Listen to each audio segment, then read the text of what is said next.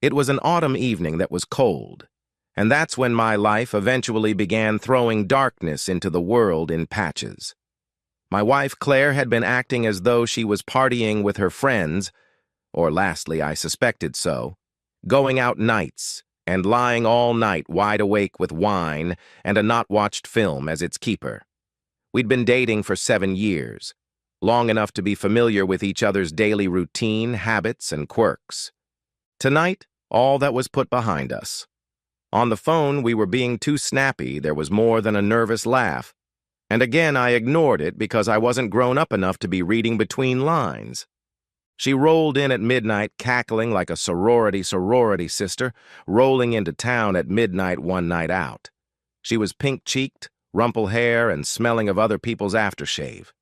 My stomach was in knots with it, but I could not help just sitting around just doing nothing and instead just smile and act like everything was fine. Claire leaned onto the couch, removed her shoes, and glared at me darkly. "You had fun," I said to her, setting my wine glass on the counter. Yeah, it was like totally great tonight," she said, breathing too hard, too high, higher than normal. "The girls and me, we just had so much fun, just cocktails and jokes, no wild." I nodded, observing. "Good to hear." The longer the night progressed, the more I'd been observing her firing anxious looks in my direction hardly at all, and clutching her phone to her ear clenched in a white-knuckled grip. Already I was allowing doubt to seep into my head, but I wasn't there yet to make a choice. I did struggle with it. That wasn't precisely my forte, not yet anyway. Instead, I merely closed my pursed tight lips and listened. And other than that, religion had kept our relationship in good health and with a smiling face. Or at least I believed so until today. The following morning, Claire was bright-eyed and bushy-tailed, whistling to herself as she prepared breakfast. At least twice the phone rang, but she held on to nothing. Zipping across the room, I just couldn't resist myself. My breast thudding against my own heartbeat, I grabbed the phone and punched in the code. We'd been playing with secret codes, a symbol of trust today, which was a contemptible joke of monumental proportions. The messages were these: "Great night last night? Still have your hand on me." My eyes had been clenched reading the series of messages late one evening from one who'd been calling her M, and photos, Vibe Budget Hotel. Claire, smiling, with cocktail, and other alone. My entire life imploded around me then. Betrayal was a mental blow to the stomach that left me flat. I put the phone back where I had originally put it, struggling to keep my grip on sanity. Anger would arrive later. I had to make something of it then. A conspiracy. Claire returned to the kitchen, none the worse for wear from any awareness of what I'd discovered. She kissed my cheek and pushed a plate of eggs into my hands and leaned forward and gave me a smile as wide as ever. Why was it? Why was she beautiful after what she'd done? The previous days I'd had a ghost in my house, listening, watching, occupying space. Something that I'd assumed was an isolated error had been of greater importance.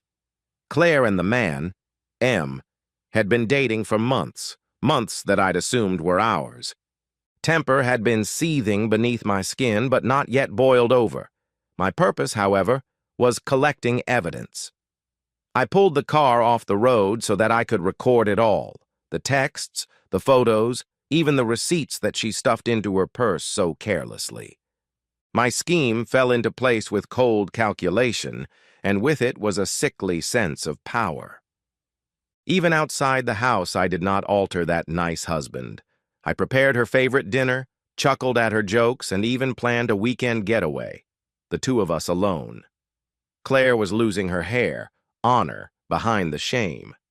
She did not know that I was planting seeds in her weaknesses.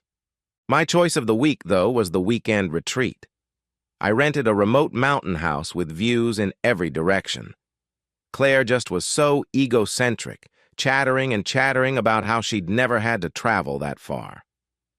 I started making plans for us ahead of time, thinking through all the details through. About not taking my camera equipment along, a new board game that I'd been getting some opportunity to play. She never asked. Evening was a fairy tale to realize. Or if not, then at least to pretend. We dined around the fire, wine sipped, recalled our lives past, danced in the light of stars. But I was busy, mentally, computing maths of the final move of my plan. The following morning, I informed Claire that I would be going out shooting some landscapes and asked her to stay in bed. She was delighted at the idea of, burrowing further into covers as I loaded up equipment, being hidden. Only, still did not shoot landscapes.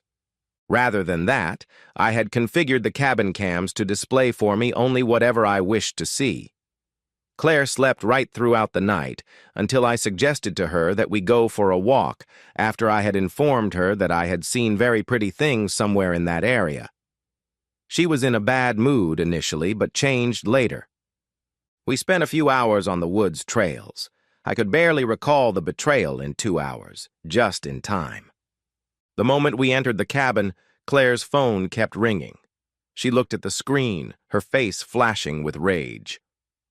"Work things out," she snarled, swiping the messages away. I knew better. I prepared dinner that night, and she consumed it greedily, and her wine glass was refilled the moment she'd consumed a whole one. She laughed wildly out loud, the worse for wiser and better none for the tempest brewing within me. The moment she stood up to pee, I grabbed the phone off the kitchen table and uttered the following to the man. "Stop this." And I cut the whole conversation, them all. The moment we came into the house, Claire was fine, laughing to herself. Then after she began tearing open her purse, she wasn't laughing anymore. She was repairing it open with her frantic fingers. "Where is it?" she screamed at me, shaking. "What is it?" I asked, like insane. "My wedding ring," she whispered, sobbing tears down her cheek. "Oh no," I said to her, tracing honey-sweet sad syllables on my lips in mimicry. "Whenever did you have it?" She swore at me, her face contorted in disgust and shame. "I don't know. I must have lost it." I had lost it, naturally. The ring, a long-promised one to one another, now used for stalking revenge. I did everything the next day.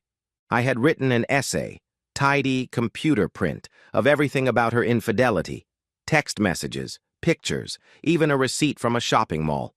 Nothing was omitted. I left it on the kitchen counter so she couldn't attempt to deny that she'd read it. She read it and turned white.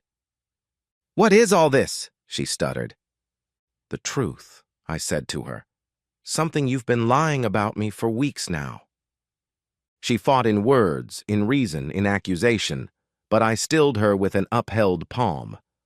"I don't want explanations, Claire. I want you out of here." She cried, tears leaking. "Here, please, let's clear things up. I'll do anything." "It's too late," I snarled. "You made the decision. Now I'm making the decision."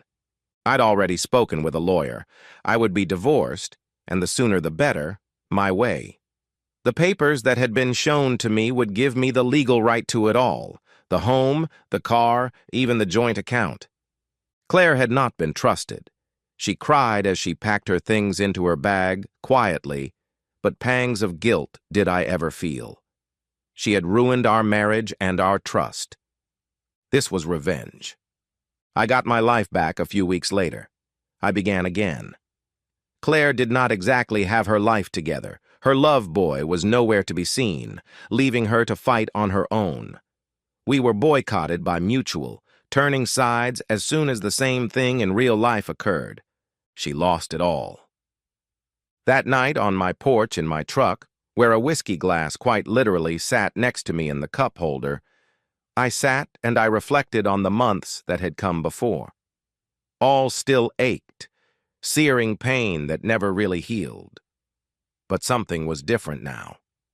Victory. I had taken my life back. I would no longer be shattered.